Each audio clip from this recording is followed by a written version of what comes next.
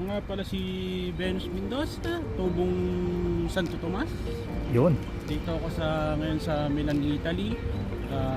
Halos 23 years na ako dito. So paano ka nakarating dito sa Italia? Nung dumating ako rito, gamit ko baklas na tourist visa. Noon agency, nagbayad kami 125,000. So ano naman yung karanasang hindi mo makakalimutan nung bagong dating ka pa lang dito? Dating ko rito, papahiwalay ako sa nanay ko. Talaga, kasi isang magulang ko na yun. Kaya naman ako napapunta rito dahil sobrang may sakit na nanay ko. Hindi ko alam kung saan kukuha ng pera, pati pang gamot niya, pang hospital. Tatay ko naman, matay na 1,000. So, decide na rin ako dito pumunta para matustusan ko naman yung pangangailangan natin bilang anak. Kailangan din natin yung tustusan ng ating magulang.